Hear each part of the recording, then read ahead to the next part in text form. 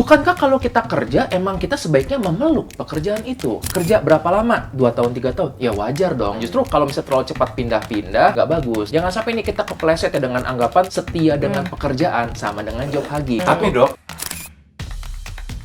menurutku tapi setia itu ke profesi dong, bukan ke kerjaan. Kerja itu mindsetnya, entrepreneurship juga. Jadi kita bayangin diri kita ini produk. Seiring berjalannya waktu, produknya akan makin mahal karena skillnya bertambah, expertise-nya bertambah, dan segala macam. Kita harus bisa nih ngarahin kira-kira koleksi skill apa yang gue pengen punya. Jadi salah satu hal yang aku dulu sering lakuin itu ngeliatin LinkedIn-nya orang-orang sukses. Aku pelajarin tuh, tarik mundur ke belakang. Berarti dia butuh skill ini, aku butuh skill ini, aku koleksi gitu supaya bisa jadi kayak dia.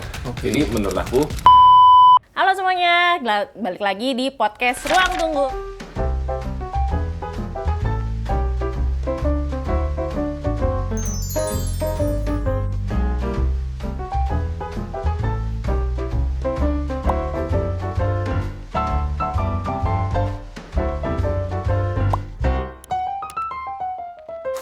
Bareng sama saya, host kalian, Sora. Dan narasumber abadi kita, Dr. Andreas. Hai guys, ketemu lagi. Hehehe. Oke, yang lagi rame di pasien-pasien kamu apa sih? Aduh, nih ya di bulan-bulan segini nih, biasanya tuh lagi rame Akhir tentang, tahun nih. Oh iya, pekerjaan. Iya, Lagi tutup banyak buku. banget. Oh iya, lagi banyak banget tuh yang bingung tentang, bisa datang gini, dok, saya resign atau enggak ya? Lah, mana tahu saya gitu kan yang kerja kamu gitu. Tapi itu banyak banget yang membingungkan hal seperti itu. Itu tuh emosi mereka datang, nah saya ikutan emosi kadang-kadang gitu kan. Oh, kalau gitu kita mendingan lepasin emosi dong. Iya dong. Masuk aja kita ke sesi Lemon. Lepaskan emosi secara nyantai. Kalau gitu kita harus undang satu orang lagi. Wah iya, kita butuh seseorang yang ahli di bidang pekerjaan. Betul. Mencari lapangan kerja. Betul. Menyediakan 19 juta lapangan kerja. Saya pulang. Oh, udah datang orangnya. Selamat datang, Pak. Ekspektasinya tinggi sekali. Oh iya. Jadi Gue nggak jadi ya tadi, nggak jadi di VIP sama lu. ya. Katanya punya pengalaman banyak dengan lapangan padel. Iya. Lapangan kerja Pak. Lapangan kerja. Ya. Dan lapangan Silakan lain. deh ini perkenalan dulu Oke, deh. jadi ini ada namanya Samuel Ray atau disapanya Kosem. Thank you. Oke, Kosem, boleh dong diceritain sedikit 19 Kenalan juta dulu ya. lapangan kerja itu. Kayak ini pertanggungjawaban gitu ya. Halo semuanya, kenalin nama saya Samuel Ray, biasa dipanggil Kosem sama netizen. Mulai kerja kantoran dari tahun 2011, sudah lama sekali. Wow. Terus 2019 mulai berkonten di sosial media, mulai bikin konten di IG Story waktu itu. 2020 COVID, mulai punya channel YouTube, dan ternyata niche aku jadi niche yang bikin pusing banyak orang. Tadi Andreas bilang Lapangan kerja. lapangan kerja, Luar biasa. lapangan padel juga sekarang itu lapangan cuan sih ya sekarang. Kalau lapangan kerja, iya, jadi banyak teman-teman fresh grad yang butuh ilmu-ilmu tentang CV, tentang cara interview, tentang gimana cara hadapin bos di kantor buat yang first time job waktu itu. Jadi banyak yang nanya ke aku jadi HRD online. Karena HRD asli di kantor terlalu galak, jadi curhatnya ke HRD online saja. Gitu. Oh, wow, menarik ya. Kalau kayak gitu, kok Sam ini juga, itu tuh sapaannya menarik ya, kok Sam gitu. Bentar. Aku juga Ada yang mulai ke-trigger sekarang nih kayaknya nih. mau dipanggil Ko Andreas. Gak mau Dok Andreas. Enggak, Ko biar lebih familiar aja gitu Oh. ya. Karena kalau Ko Dok Yaudah kan deh, enak gitu kan. yaudah, Ko yaudah. Dok jadinya. Yaudah hari ini deh, mulai hari ini gue panggil lu kok. Makasih, Dek. Ih, kamu Oh, geli. Geli banget. Oke, hari ini aku akan memanggil Andreas dengan sebutan ko. Khusus hari Dan ini. khusus hari ini doang. Edisi spesial. Nah, di Kosem ini Instagramnya itu namanya SRL 789. Followersnya udah cukup banyak, teman-teman. Dan ya itu tadi konten-kontennya membagikan tentang finansial, kerjaan, terus yang tadi juga tentang parenting juga ada ya. Parenting sedikit-sedikit, aku punya anak umur 5 tahun, Oh, perempuan, parenting jadi juga lagi ada. belajar jadi bapak. Jadi keren juga. Jadi emang semua kalangan usia tuh bisa diambil sama Kosem. Kan harus begitu, kita bisnis harus niche-nya Side bisa hustle, masuk side kemana-mana hustle. gitu kan. Terus Jadi tadi podcast juga lain gitu. HRD kan? Betul. Udah berapa lama jadi HRD? Dari 2011 sampai akhirnya resign di 2023. Oh, Jadi Lebih dari lama 10 lah tahun. pokoknya. Lebih dari 10 tahun. Job hagi nggak sih? Job hugging, profession hugging nggak sih? Kayak profesinya sama, tapi perusahaannya sih pindah-pindah sih. Oh, perusahaannya pindah-pindah profession hugging nggak sih gitu. Gimana kalau kita bahas aja sih tentang job hugging? Sebelum itu aku penasaran satu hal nih, tiba-tiba kepikiran. Kan tadi sebagai HRD online ya, ada nggak sih yang pernah message, kok cariin kerja dong? Oh banyak. Banyak Kayak gitu ya. Kok saya mau ikut Kosem kerja apa aja boleh, itu juga ada gitu. Ada ya. Saya membacanya setengah takut gitu. Setengah senang, setengah takut. Ada. Tapi ya emang ini sih kebutuhan kerja lagi tinggi ya di Apalagi dijanjikan ya. Apalagi dijanjikan ya. Si job hugging ini juga jadi fenomena yang menurut tadi saya baca di kompas.id. Di kompas.id katanya job hugging ini ada ketakutan untuk kehilangan pekerjaan dan ada ketidakjelasan berapa lama sih saya bisa dapat kerjaan baru. Akhirnya mendorong banyak karyawan untuk mengambil, nggak apa-apa deh gue ambil kerjaan yang lebih banyak, gue ambil responsibility, tanggung jawab lebih banyak di kantor, kerja lebih panjang jamnya, dan apapun gue lakukan deh, yang penting saya tidak diganggu nih pekerjaannya, maintain their position gitu. Job hugging seperti itu fenomenanya. Fenomena job hugging itu juga dibahas kan di bukunya Kosem yang 2 ini. Lu juga lagi masih aktif menulis buku kan kok. Ada 2 buku yang udah ditulis sama Kosem, yaitu pertama itu adalah lagi probations, yang kedua udah nggak probations lagi, alias udah jadi anak kantoran. Nah, mungkin sedikit fun fact nih tentang cover buku ini. Jadi saya di prank sama ilustrator saya secara tidak saya ketahui. Teman-teman lihat, ini ceritanya saya kan. Ini lagi naik bis nih, lagi bawa CV, mau lamar kerja. Dan ini eksklusif ya, baru di podcast ini saya reveal nih. Jadi perhatikan baik-baik. Ini Eksklusif, gengs, hairline eksklusif. Kosem masa mencari kerja ya, hairline-nya penuh, rambutnya sampai bawah. Tapi di sini apa yang terjadi? Kosem setelah jadi manajer ya kan, mulai pusing, mulai ngurusin anak buah, mulai dikejar target, hairline pelan-pelan mundur. Ya, sekarang sih udah treatment, jadi agak mendingan ya. Ya tapi seperti itu. Nanti buku ketiga apakah saya akan botak bawa tongkat gitu ya, nggak tahu. Ya Yolanda, gambar yang bagus ya. Ini ilustrator saya, Poni itu. Gambarnya bagus, tapi orangnya suka iseng. Ya, Dan seperti itu baru nyadar berarti setelah jadi gitu ya, ilustrasinya. Setelah jadi buku Dan lu, bahkan. gue yakin lu Saya sempat diem aja muji. nggak ngomong apa-apa gitu. Gue yakin lu sempat muji, wah bagus nih. Gitu. Bagus, bagus ya, lucu ya, ada bisnya, ada matanya. Ternyata hairline-nya terlewatkan gitu. Tapi ya kembali ke topik. Dari topiknya apa? Job hugging. Job hugging. Ini juga sebenarnya emosi cuy Iya, yang benar. dilepaskan. Emang duduk di podcast ruang tunggu ini tuh Keluar yang terapi enggak gitu session. ya. Tiba-tiba ada yang keluar yang tidak harusnya keluar. Gitu. Job hugging. Oke, job hugging itu aku pernah job hugging. Jadi waktu itu aku kerja di satu. Jadi aku kan backgroundnya HRD di bank, Iya. ya kan? HRD di bank, HRD itu orang belakang, maksudnya di belakang layar lah, Iya. tidak semenarik marketing, sales gitu kan, yang biasanya dapat bonusnya gede, terus targetnya gede-gede Iya, juga iya, gitu iya, kan. iya. Terus aku pelan-pelan waktu itu 2014 ngeliat kayaknya industri ini bergeser ke teknologi nih, apa-apa jadi tech company gitu kan, terus banyak venture Iya, capital pada masuk waktu iya, itu kan iya, 2014. Terus aku Iya, tuh iya, kepengen iya. kerjalah di satu bank yang dia tuh kayaknya ini bank digital nih, akan jadi bank digital pertama di Indonesia gitu segala macam. Nah, aku akhirnya singkat cerita berhasil masuk ke situ, tapi yang aku dapatkan adalah wah kayaknya chemistry sama bosnya justru kurang gitu. Nah, itu aku ngerasa itu aku job hugging karena aku di satu sisi nggak suka banget nih sama bosnya, nggak suka banget. Maksudnya bukan yang kayak dia bully aku habis-habisan gitu, cuman ada cara pandang dia yang aku ngerasa Nggak kok ini sevisi. old school nih atau Oh, nggak iya. sevisi. Umur Masa berapa kayak gini waktu aja direbutin. Mungkin 20. Ini kayaknya lu mau nyari di LinkedIn ya, company yang mana gitu. Ya sebut saja mid 20s lah. Oh, iya. Sebut saja mid 20s, udah manager gitu kan. Terus pengen nyari pengen banget kerja di bank ini. Akhirnya dapet. Nah, aku akhirnya job hugging bertahan karena aku tahu oh ya mungkin manajernya nggak oke, tapi secara CV ini company bagus banget. Oke. Kalau aku taruh di CV aku bisa kerja di company ini, terus kerjanya lama lagi, misalkan 2 tahun, 3 tahun gitu kan, kayak CV-nya bagus banget gitu. Iya, aku Jadi tahu itu lagi kayak, perasaan itu. ngebenerin CV lah gitu. Kalau aku mungkin itu job hugging ya, kalau definisi aku ya, nggak tahu Iya. apa sama dengan yang tadi kita baca di Kompas, cuman kayaknya banyak juga teman-teman yang ngelakuin itu karena motivasinya apa nih, ekonomi kah atau keadaan luar gitu. Menurut host dan Dok Andre gimana? Nah, aku mau nanya juga, ada nggak sih fenomena dari job hugging ini itu tuh mempengaruhi mental state seseorang atau kayak attachment style seseorang nggak sih? job hugging ini tuh gitu? Menurutku tadi kejauhan mikirnya nih. Ini, iya. Bukankah kalau kita kerja emang kita sebaiknya memeluk pekerjaan itu? Lah, Ya kan justru kalau misalnya tadi kerja berapa lama? 2 tahun, 3 tahun? Ya wajar dong. Itu kan justru kalau misalnya terlalu cepat pindah-pindah, itu jadinya nggak bagus. Nah, jangan sampai nih kita kepleset ya dengan anggapan kok seolah-olah nih setia dengan pekerjaan sama dengan job hugging. Gitu. Tapi dok, Wih. nggak setuju gitu. aku bilang meja ya. Seperti itu. Aduh. Selimut saya mana selimut saya? Saya mau jadi kebumbung.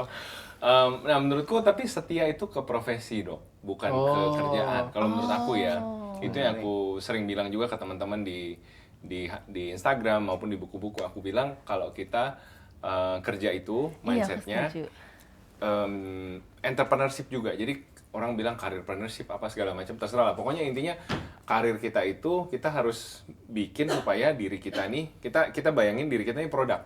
Kita nih produk yang seiring berjalannya waktu produknya akan makin mahal karena skillnya bertambah, expertise-nya bertambah, terus dan segala macam. Nah kita harus bisa nih ngarahin kira-kira koleksi skill apa yang gue pengen punya gitu. Jadi salah satu hal yang aku dulu sering lakuin itu ngeliatin LinkedIn-nya orang-orang sukses ya, yang udah jadi direktur, yang udah jadi chief level. Aku pelajarin tuh, tarik mundur ke belakang. Oke, sekarang tahun 2025 dia jadi direktur. Apa yang dia lakukan di 2020, 2015, 2010 dan seterusnya gitu.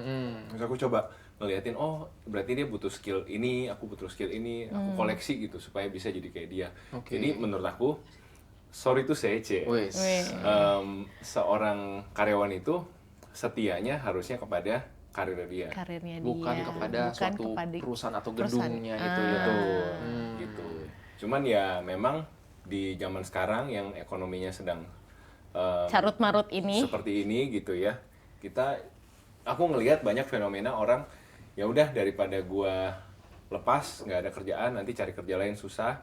Ya iya mau nggak mau job hugging, boro-boro mikirin strategi gitu ya ke depan gitu kan.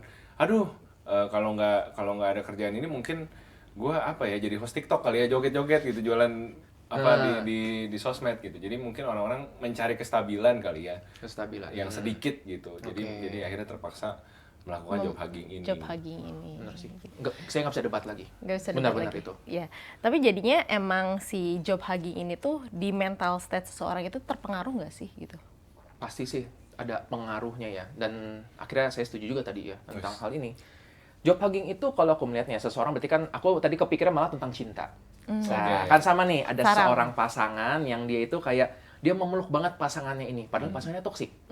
Kalau nyambungkan kayak tadi, berarti setianya dengan cinta, jangan dengan si sosok orangnya tersebut. Ketika cintanya masih ada, masih bagus, ya udah setialah. Tapi kan kadang tadi, udah cintanya nggak ada, dia masih bertahan di situ, buat apa? Gitu kan ya. Nah, di sini aku berpikir juga apa yang membuat seseorang itu bisa jadi dia jadi khawatir untuk berpindah. Kenapa dia job hugging? Aku kepikiran sih 2 ya. Nah, yang pertama adalah, seperti tadi cinta nih halnya, dia takut dengan ketidakpastian, ada ketidakpastian. Setelah ini ada siapa lagi ya? Jangan-jangan aku bakal single seterusnya. Yang kedua, ada rasa bersalah. Dia kayak merasa responsibility. Aku udah masuk sini susah nih, aku masuk sini jadinya kan ada orang lain yang nggak dapat kerja di sini. Atau yang sekarang sering dibilang nyari kerja tuh susah. Akhirnya tadi, karena ada ketidakpastian tentang masa depan, itu yang membuat dia jadi takut melangkah. Dan juga kedua, rasa bersalah ke diri sendiri ataupun ke orang lain yang membuat dia tetap stay di situ. Begitu. Dan tentu saja, seseorang ini bakal job hugging atau dia lompat-lompat, pasti ada hubungannya dengan gimana dia dibesarkan di masa kecilnya. Kalau dia terbiasa untuk, kamu harus bersyukur dengan apa yang ada, nggak boleh pindah-pindah, ya dia akan lebih mungkin untuk memegang itu. Tapi kalau misalnya dia terbiasa untuk diberikan kesempatan, nyobain hal-hal baru, mungkin dia akan lebih berani untuk melepas itu. Ya, jadinya ada fenomena si job hopping itu ya.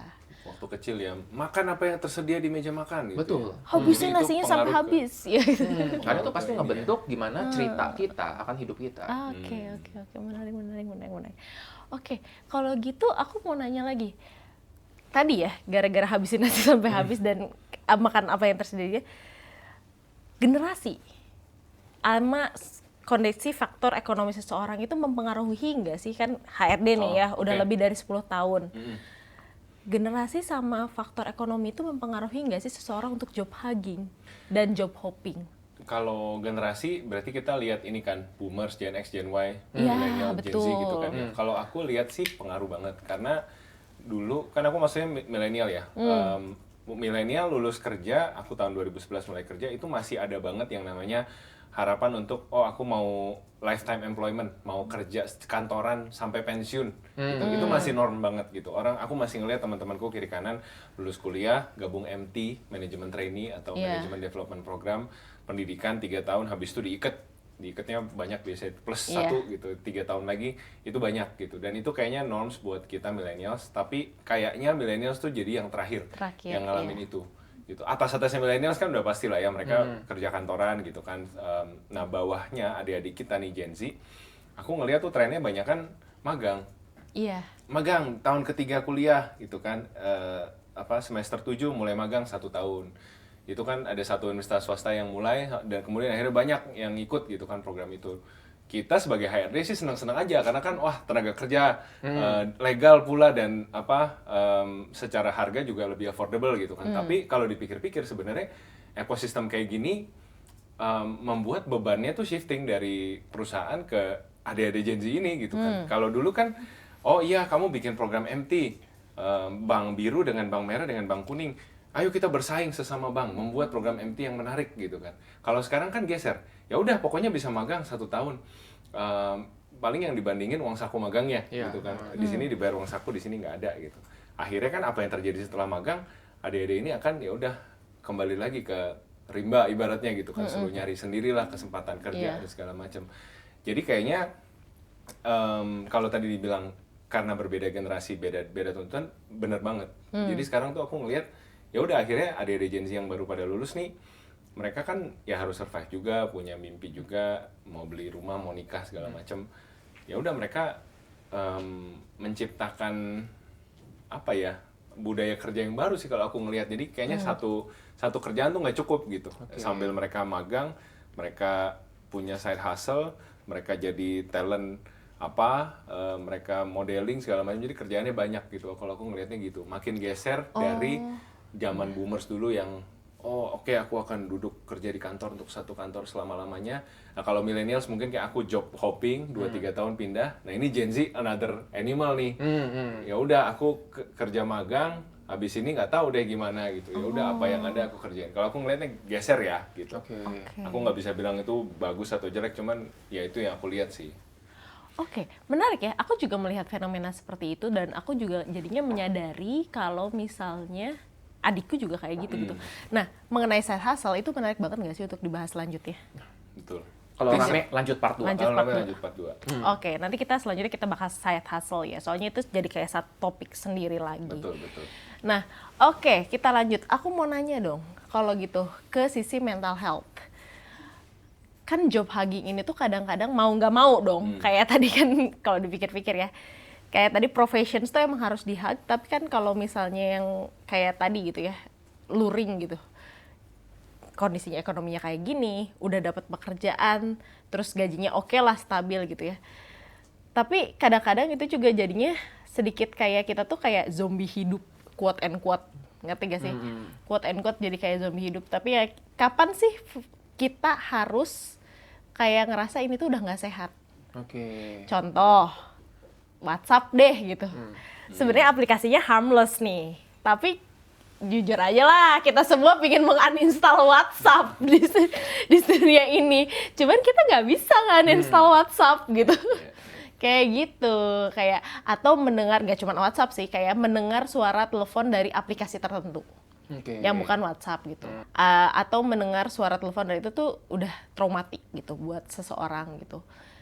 Apakah itu masih harus di job hugging kah atau harus itu tuh harus dimanain gitu? Menarik ya. Saya nggak setuju tentang uninstall WhatsApp. Saya nggak pengen uninstall WhatsApp. Saya pengen keluar dari grup WhatsApp. Iya lagi. Beberapa grup mau keluar nih.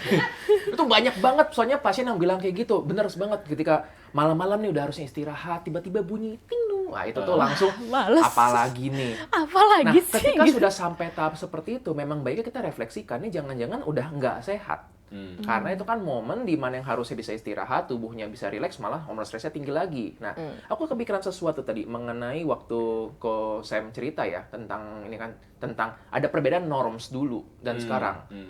Aku tiba-tiba kepikiran gini, orang dulu tuh kayaknya nggak kepikiran passionnya adalah saya mau kerja kantoran sampai pensiun. Nah, Itu tidak terdengar seperti betul. passion ya. Bukan cita-cita nggak sih? Iya, passion itu kan orang mau ngapain sih passionnya? Wah, menyanyi, berkarya, jalan-jalan gitu. Mungkin membangun rumah yang estetik itu kan passion tuh. Iya, iya, iya. Terus aku melihat, iya juga ya, mungkin memang ini yang jadi problems di mana, bukan problem juga sih, saat ini lebih banyak orang-orang yang pengen tadi bekerja sesuai passion. Begitu. Sedangkan dulu kan ya, iya. nggak usah mikirin passion deh, passion, kayak nggak salah, lu juga ngerti kan, passion nggak bisa bikin... Passion nggak bisa dimakan. Oh iya, Terus passion nggak bisa bilang. dimakan, gitu. Nah itu membuat kita jadi perlu realistis, gitu. Ini paradox of choice nggak, Dok? Jadi saking banyaknya pilihan, saking banyaknya kemungkinan, kita jadi pusing sendiri. Jadi kayak, kayaknya ini bagus, kayaknya ini bagus, kayaknya ini bagus, gitu. Gue Gitu- setuju. Gitu bukan? Gue setuju dengan itu. Jadi ada memang perbedaan antara kerjaan dulu dan kerja yang sekarang. Ya, oke, nyari kerja sama-sama susah. Tapi bedanya dulu ya ketika job itu segitu-gitu aja, belum seaneh-aneh sekarang. Ketika orang punya satu kerjaan, dia bakal memegang itu terus. Sekarang ya anak-anak muda sekarang waktu kecil aja ditanyain mau jadi apa, sebagian besar bilangnya mau jadi influencer, YouTuber. Kalau dulu bilangnya mau jadi dokter, mau jadi pilot gitu, Iya. kan yang standar-standar gitu. Jadi semakin banyak, bener tadi, akhirnya choices-nya makin banyak, terjadilah paradox of choice. Jadi bingung milih yang mana. Dan wajar dong kalau kita misalnya datang ke satu tempat dengan ada es krim, ada 30 rasa, Iya, iya. ya kita jadi mau nyobain semuanya dikit-dikit. Iya. Itu yang tadi membuat fenomena menjadi, aku melihatnya memang yang generasi lebih muda mungkin lebih pengen untuk lompat-lompat, dan generasi yang udah lebih atasnya, lebih dulu, mungkin mereka lebih aman kalau mereka ya udah pilih aja satu hal yang cocok buat dia. Iya. Gitu. Nah, kalau aku menyebutnya ini tuh fenomena explore versus exploit. Oke, Ketika masih menarik. muda, kita cenderung explore sesuatu yang baru. Tujuannya maximize experience. Kalau udah titik tertentu, kita mungkin lebih pengen exploit. Exploit itu tujuannya maximize reward. Jadi kita sudah tahu apa yang works, apa yang oke, udah kita fokus di situ. Begitu. Nah, itu mungkin tadi yang membuat perbedaan antar generasi itu jadi ada. Tetapi seperti yang tadi Ko Sam bilang, nggak bisa dibilang benar salah, cuma waktu itu benarnya, normalnya saat itu. Iya, Waktu itu berbeda iya. dengan normalnya sekarang. Iya. Ibaratnya kalau sekarang kita mau Gen Z nih mau job hugging, nggak banyak perusahaan yang bisa di-hug gitu kan. Karena mereka secara sistem Setuju. ya kontrak kayak 1 tahun, ya magang ya 6 bulan, nanti perpanjang dan segala macam gitu. Dan kita nggak bisa bilang, wah ini evil corporation segala macam gitu. Ya maksudnya semua melakukan itu dan akhirnya ekosistemnya sedikit-sedikit mau nggak mau yang tadinya nggak normal bergeser jadi ternyata ke arah situ gitu. Betul. Jadi ya gimana ya kalau dibilang kasihan, ya aku nggak tahu ya, mungkin itu membentuk mereka jadi lebih tahan banting atau gimana gitu. Cuman ya mungkin pesannya sebagai teman-teman yang lagi job seeker mungkin ya harus aware nih sama kondisi job marketnya udah Yang berubah lagi- nih, iya, nggak yang berubah. kayak zaman bapak ibu kita dulu atau om tante kita dulu gitu. Lebih sedikit lah kesempatan untuk kerja secara mungkin full time lifetime employment tuh udah jadi langka lah ya mungkin sekarang gitu. Dan itu juga harus dijelasin, jadi susah juga nggak sih untuk anak muda sekarang menjelaskan ke orang tuanya? Iya. Iya kan? Aku sosial media spesialis mah gitu. Binatang apa itu? Gitu. Kalau deskripsi, emang ngapain? Main sosial media setiap hari gitu. Kayak ngelihat handphone, kerja kamu, ini lagi kerja. Lagi mantau nih. Memang pekerjaan makin banyak, tapi kita lupa bahwa yang mencari kerja juga makin banyak. Iya. betul, betul. Terus udah gitu, aku jadi kepikiran, karena sekarang kan environment kerjanya juga sudah berubah, politiknya juga berubah nggak sih? Politik menurutku ya balik lagi ke itu isi perut sih. Jadi aku di buku kedua ini. Yang ini yang anak antarannya. Aku minjem sebenarnya kata-kata dari salah satu mentor aku lah, mantan bos aku. Dia suka bilang, Sam, kamu kalau kerja sama orang jangan asal kerja, tapi kamu baca isi perutnya orang itu. Dia suka, maksudnya isi perut tuh orang ini maunya apa sih? Politiknya, kebutuhan dia di kantor tuh apa gitu. Karena dia bilang kebutuhan tiap orang pasti beda-beda. Seseorang yang sudah misalkan masih muda seperti kamu umur 20-an awal pasti kepengennya promosi, kepengennya dilihat orang, kepengennya presentasi terus supaya bos kenal kamu kan. Tapi kamu udah kenal belum ibu itu yang di sana, dia baru punya anaknya masih kecil, dia lagi fokus pumping ASI buat anaknya, kepengennya kalau udah jam 5 mau pulang cepat. Jangan bikin meeting sama dia jam 4:30, pasti bete orangnya gitu. Itu isi perut gitu ya. Terus ada lagi yang Contoh lain, bapak itu tuh udah umur 50 lebih, udah mau pensiun tapi jabatannya nggak tinggi-tinggi banget. Dia udah pasti bukan kayak kamu. Dia kalau bisa sih nggak ada yang lihat dia. Kalau bisa sih ya udah dia jangan diganggu aja 3 tahun lagi menjelang pensiun kerja baik-baik gitu. Jadi maksudnya isi perut tuh ngeliatin apa ya, dinamika keinginan tiap orang gitu loh di kantor gitu. Jadi itu menurutku masih sama sih, read the room, dan mau itu generasi apapun menurutku tetap ada ya, karena di kantor kita kan kerja dengan berbagai jenis orang dengan berbagai jenis kepentingan kan, jadi menurutku tetap harus sih kita aware sama politik kantor, suka nggak suka ya gitu. Menarik, aku Gimana, jadi Dok? paham begini, karena sebelumnya ketika dengar kata politik kantor, orang tuh membayangkannya gimana supaya menyingkirkan orang ini biar aku di atasnya. Sikut-sikutan. Seolah-olah seperti itu. Tadi lebih ternyata lebih ke Bapak CEO yang itu bukan. Ternyata bukan menggulingkan seorang, tapi lebih berempati. Iya. Kan orang Betul. ini butuhnya apa? Ketika Betul. melihat kayak gitu kan seolah-olah tuh politik kantor jadi sesuatu yang lebih hangat dan bisa untuk malah menunjang. Bukan Betul. sesuatu yang fishy ataupun yang kayak dibalut dengan kayak perselingkuhan atau Iya. kayak penjilatan, sesuatu yang berdosa gitu ya. Betul. Sebenarnya kan itu sebenarnya politik kantor tuh yang kayak tadi kan, orang ini butuh apa gitu Kebutuhan sebenarnya. dan gimana memfasilitasi hal Memfasilitasi tersebut. Oke, aku sering loh saya mendengarkan ini pasien-pasien cerita ya. Banyak ini deh. Intinya kok aku juga kan ketemu dengan pasien usia muda ya, mereka mengeluhkan tentang bosnya. Tapi bosnya juga datang mengeluhkan Mengeluhkan tentang dia. anak buahnya. Buahnya, Ya betul. tadi dirasa kayak ini bosnya terlalu kaku. Sedangkan ini yang atasan ini kayak ini anak bosnya kenapa sih nggak mau diatur? Nah, Begitu. Padahal sama-sama tujuannya mau untuk membuat situasi kantor jadi lebih baik. Gitu. Ternyata tujuan yang sama bisa membuat tadi kalau caranya berbeda-beda malah jadi konflik karena tadi isi perutnya berbeda-beda. Berbeda. selain politik, aku juga bahas di buku ini tentang culture. Jadi kantor itu jenis culture itu beda-beda gitu. Iya. Ada yang culture-nya multinasional. Oke. Dia perusahaannya headquarter-nya di Singapura atau di Hong Kong gitu kan. Ini benar-benar pure egalitarian. Jadi siapa yang perform dia akan naik Iya. dengan sendirinya gitu ya.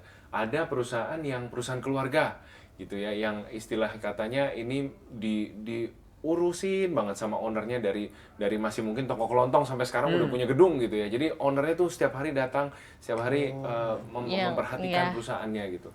Nah, dua perusahaan ini pasti culture-nya beda gitu Beda, kan. betul. Sebuah perusahaan multinasional pasti nggak masalah kita hire orang dari mid career, kita hire profesional, kita hire dari lintas industri segala macam. Tapi mungkin perusahaan keluarga dia ingin lihat, saya kan ini kan babynya saya, kata ownernya gitu kan. Saya mau kamu juga setia, sayang sama babynya saya gitu, perusahaan saya. Seperti saya juga dulu gitu. Jadi pasti ada ekspektasi yang berbeda dari jenis perusahaan yang berbeda-beda.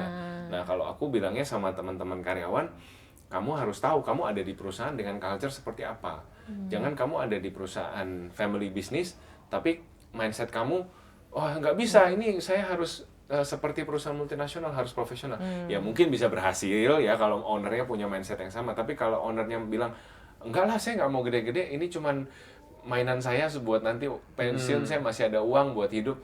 Nah, kan berarti kamu tahu kan end game-nya berbeda. Kalau end game-nya berbeda, mungkin jangan dipaksakan gitu ya.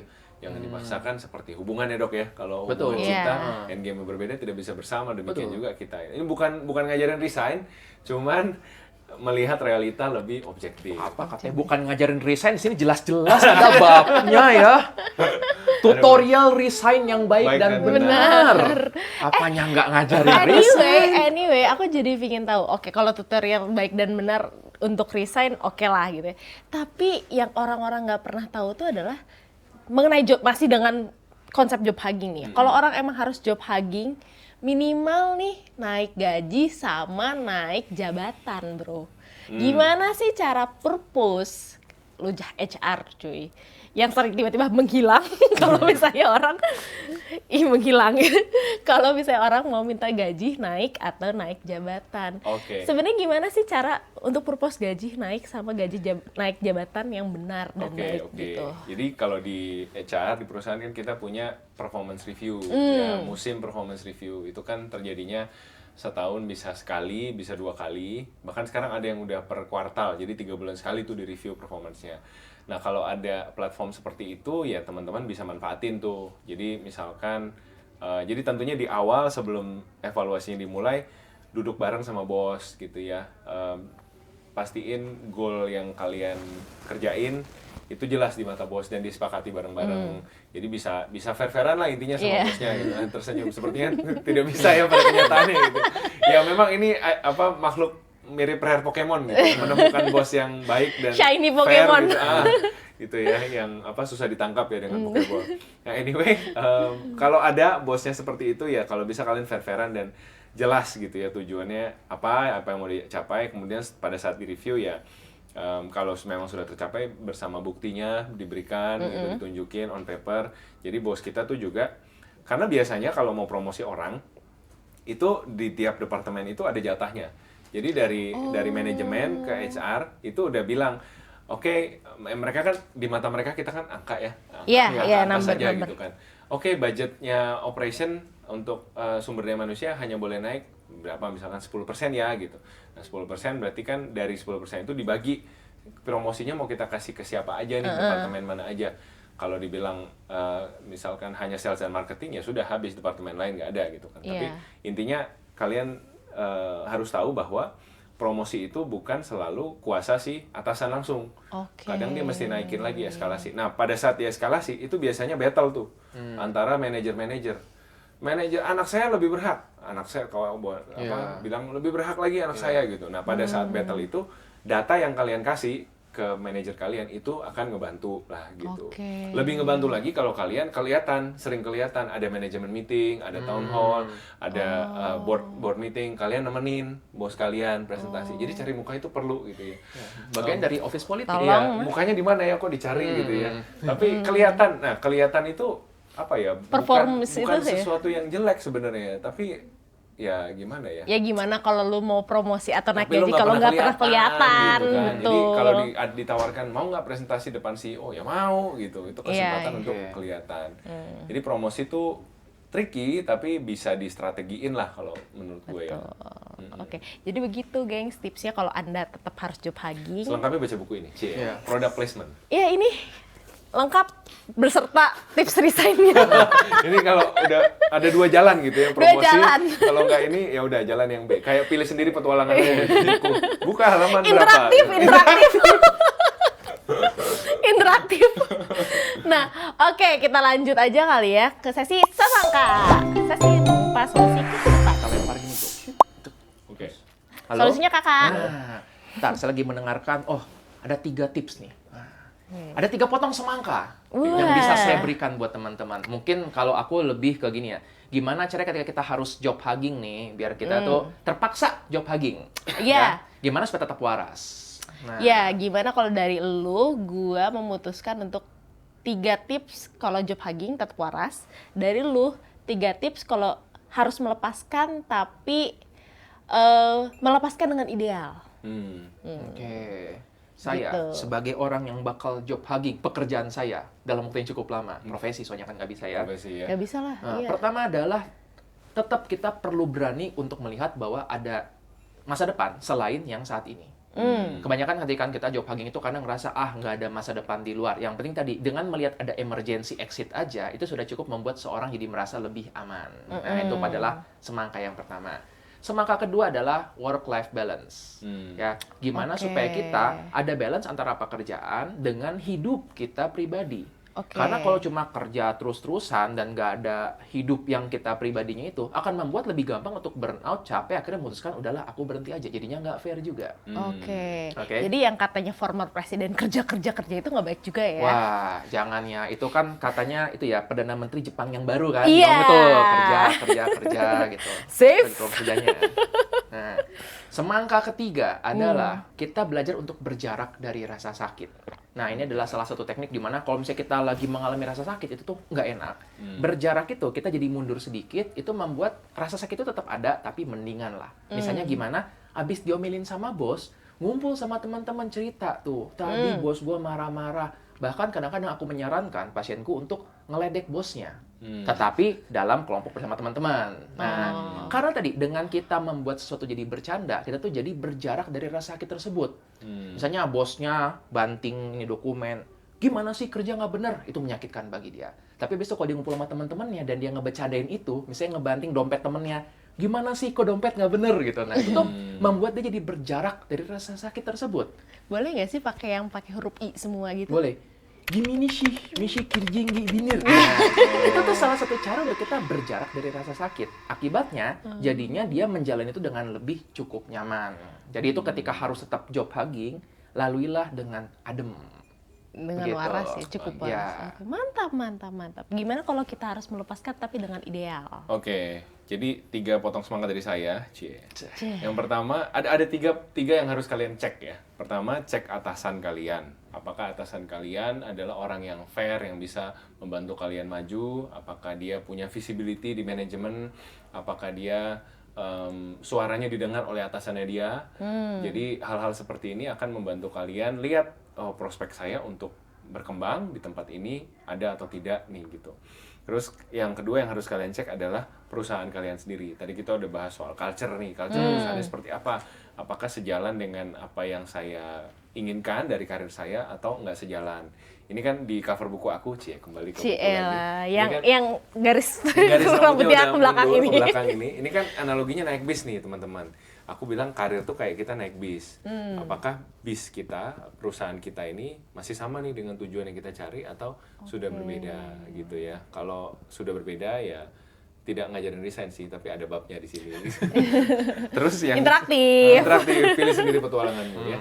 Terus yang ketiga adalah cek job market. Nah, ini yang dari tadi kita bahas situasi ekonomi ya kan. Memang mau nggak mau kerjaan itu kan namanya market, kadang ada kadang enggak gitu ya. Mau beli ayam di market, kadang ayamnya habis kalau kita datangnya siang. Nah, sama halnya dengan market kerjaan. Ini lagi susah di industri kita, lagi nggak hiring di banyak perusahaan yang sejenis dan lain-lain. Jadi ya kita harus cek juga, wise nggak sih kita, sekarang gue lepas deh karena perusahaannya nggak cocok, bosnya nggak cocok. Tapi lihat di market, nggak ada kesempatan apa-apa. Akhirnya kita juga yang repot gitu. Jadi 3 hal itu dicek dulu sebelum kalian ngambil keputusan to let go or to hug your job.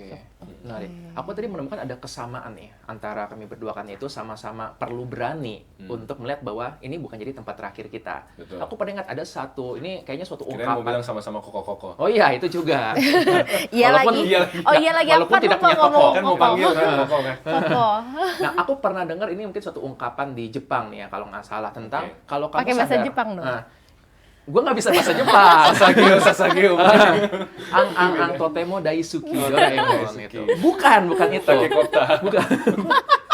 Jadi, lu kan lama di Jepang juga ya? Nah, tolong dicek bener nggak nih? Ini peribahasanya bener atau enggak nih ya? Pakai bahasa Jepang. Enggak. Katanya gini, kalau kamu sadar kamu salah jurusan naik kereta, segera turun secepat-cepatnya dan putar balik, karena semakin lama berada di situ, nyasarnya makin jauh dan baliknya makin mahal. Begitu. Tapi kalau lu naik sama hotel lain, di situ muter-muter terus lagi. Nah, jadi dalam hal ini kan kalau tadi kamu Gagal membuat kesimpulan, iya, gimana nih?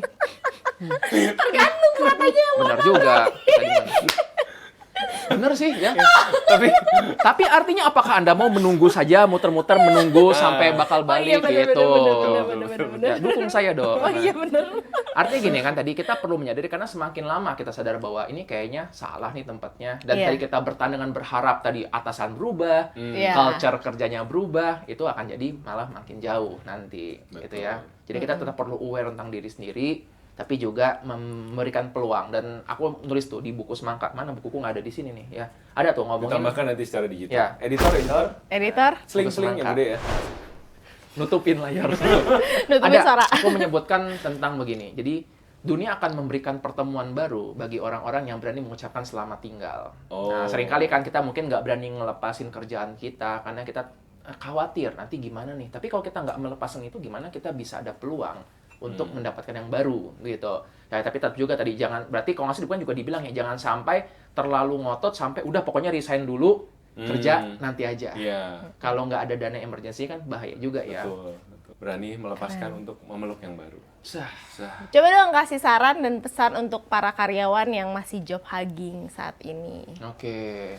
Anyway nih buat teman-teman yang mungkin memperhatikan ini hari ini nih Nunu lagi nggak ada gitu. Ya gue juga baru sadar sih, ini Nunu lagi kemana? Lagi probation. Oh, anak kantoran sekarang. Nah ini mungkin ini ya kan, Nunu ini baru masuk kantoran nih ya, mungkin Iya, butuh betul. saran Lagi nih. probation. Lagi probation. Iya. Kayaknya butuh saran. saran. Heeh. Ya, saran buat Nunu, belilah buku saya. Oh iya. Nggak bertanggung jawab sarannya. Udah saran dari saya ya. Iya. Berilah buku konsep. Take home message-nya, gengs, ya untuk kalian yang baru mulai kerja, yang lagi job hugging, belilah buku ini. Udah. Yang bener, kasihan ini nih. Udah. Yang benar, tetap semangat dan nikmati prosesnya. Kadang kita fokus sama hasil, kita lihat, oh usia muda sudah punya mobil sport 2 pintu, mobilnya ada, rumahnya Lihat ada liftnya, bapaknya. dan segala macam gitu ya. Itu uangnya halal atau tidak gitu. Lihat bapaknya, udah ya. jawaban kamu. Buat aku, sekali lagi supaya kita waras ya, usia 20-an itu usianya berproses. Iya. Ikhlas menghadapi proses, ikhlas kalau harus desak-desakan naik KRL, kalau harus turun naik ojek, kalau harus turun naik transportasi umum. Semua melewati itu, semua melewati proses. Jadi apa yang kita lihat di sosial media nggak selalu sama dengan kenyataan dan itu nggak apa-apa. Oke. Betul, setuju. Baik. Kalau aku ya berarti tetaplah memeluk pekerjaan itu kalau memang tadi masih bermakna, masih mendapatkan gaji dari situ, masih mendapatkan kestabilan, tetapi tetap terbuka untuk pengalaman-pengalaman baru. Iya. Termasuk kalau misalnya ada nih, ada lowongan kerja baru, boleh untuk dilirik-lirik dulu. Teman mungkin mengajak untuk bikin usaha, boleh dilirik-lirik dulu. Jangan keburu kita menutup bahwa enggak lah, kan aku memang cuma bisanya kerja kantoran aja, begitu. Jadi peluk, tapi juga sekaligus sambil lirik-lirik yang lain. Kok terdengar salah jadinya ya? Ya boleh, Kemudian tapi kan melirik istri. Oh iya, salah ngomong nggak nih? nggak apa-apa kalau dari aku sih, kalian boleh tetap job hugging itu nggak masalah, nggak ada masalah. In this economy, dapat pekerjaan itu udah sesuatu yang perlu disyukuri. Betul. Gitu, udah sesuatu yang perlu disyukuri dan perlu dihargai juga karena masih banyak di luar sana yang sulit untuk mendapatkan pekerjaan. Satu itu. Kedua, tapi kalau misalnya environment-nya tidak begitu menyenangkan, ya itu tadi yang kata Andreas, perlu kali ya dilirik-lirik kanan kiri, ngejob hugging tapi sambil lirik kanan kiri. Kalau misalnya ternyata kamu tidak diperlakukan sebagaimana seharusnya kamu diperlakukan, gitu.